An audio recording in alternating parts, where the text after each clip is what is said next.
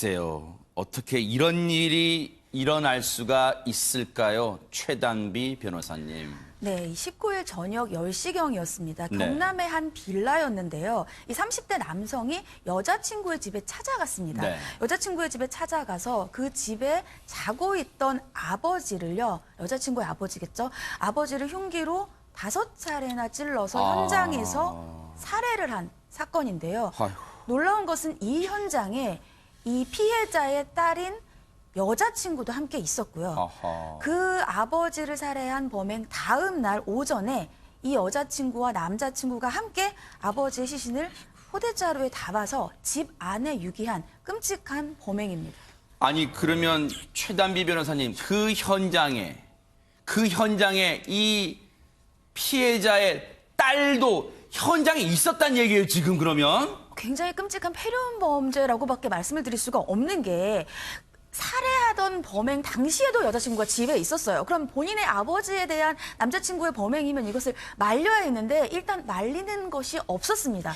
그리고 더 끔찍한 건 그 다음 날이죠. 범행의 다음 날 이 아버지의 시신을 유기하는 현장에 함께 있으면서 이 유기의 범행에도 가담을 했고요. 이러한 것이 정말 이 폐륜 범죄의 끔찍함을 보였다라고 할 수 있습니다. 그런데요 저희가 알아봤더니요 김복준 의원님 예. 이들의 폐륜 행각이 여기서 끝이 아니라면서요. 이게 자신의 아버지를 남자친구하고 같이 살해하고 포대자루에 넣어놓고 집안에 방치하고 난 다음에 이들의 그 다음 행동이 거의 엽기적입니다.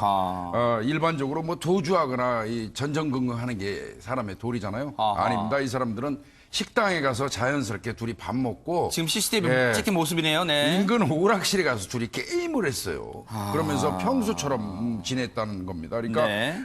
제가 볼 때는 이들은 뭐 어떤 죄책감 같은 거, 어떤 그 범죄를 저지르고 느끼는 두려움 같은 거는 전혀 없었던 상태입니다. 세상에 이 폐륜 범죄를 저지르고요 시신도 정말 입에 담기조차 송구합니다. 시청자분께 포대자루에 시신을 유기했대요. 그런데 이들의 범죄가 어떻게 그러면 드러나게 됐을까요? 김호인 변호사님. 네, 범행 다음 날 저녁 7시 50분경에 이 돌아가신 아버지의 지인이 경찰서에 신고를 합니다.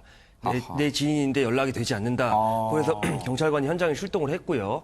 이제 뭔가 좀 범죄 의심이 들어서 소방당국의 도움을 받아서 문을 강제로 개방하고 들어갔더니 아하. 이 사망하신 아버지의 시신을 발견하게 됐습니다. 세상에요. 그리고 그 현장에서 범행에 사용된 흉기 그리고 세탁기 안에 혈흔이 묻어있는 옷가지들이 있었다고 해서 그거를 확보를 해서 범인을 특정해서 검거를 했다고 합니다. 일단 김복준 의원님 예. 지인분의 신고로 그 집에 들어가 봤더니 뭔가 끔찍한 현장의 분위기는 느껴지는데 아니 그러면 이들의 소행인지를 어떻게 알았을까요? 일단은 경찰이 현장에 들어가서 이 세탁기 내에 있는 혈흔이 묻은 옷가지가 있었다면 네. 그 옷의 주인을 의심할 수밖에 없겠죠. 아마 1차적으로 심정적으로는 의심 가는 사람이 있었을 겁니다. 네. 그 상태에서 그 아버지가 이제 그 사망했다고 얘기하니까 이 두 사람이 같이 왔어요. 네. 남자친구도 오고 딸이니까 당연히 왔겠죠. 네. 근데 이 두 사람이 그 좀 이상스럽죠. 그리고 솔직히 말해서 세탁기에 있었던 옷은 이들이 입었던 옷이에요. 그러니까 당연히 경찰 입장에서는 이 두 사람을 상대로 해서 사망한 걸로 추정되는 시간대에 어디 있었는지 각각 분리해서 물어봤겠죠. 근데 남자친구가 얘기하는 그 행적이 다르고, 네. 그다음에 이 여성 딸이 얘기하는 행적이 각각 다른 거예요. 둘이는 같이 붙어 다녔다고 얘기하지만, 예. 그러니까 이거는 분명히 뭔가 문제가 있다 해가지고, 네.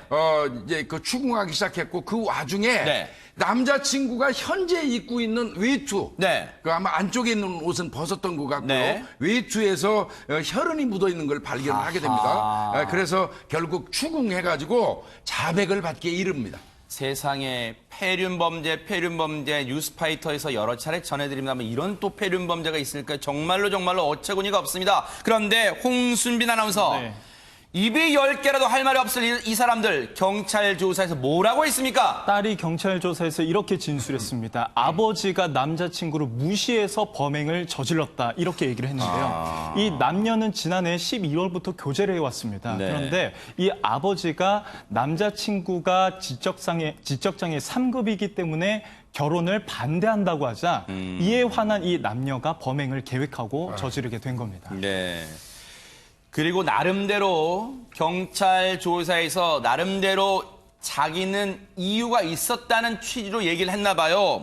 한 달에 50만 원 정도 번 돈을 아버지가 술을 마시는 데 써버리거나 앞서 우리 홍순빈 아나운서 설명처럼 지적장애 3급이래요. 남자친구. 그리고 이 딸이라는 사람도 지적장애 3급입니다.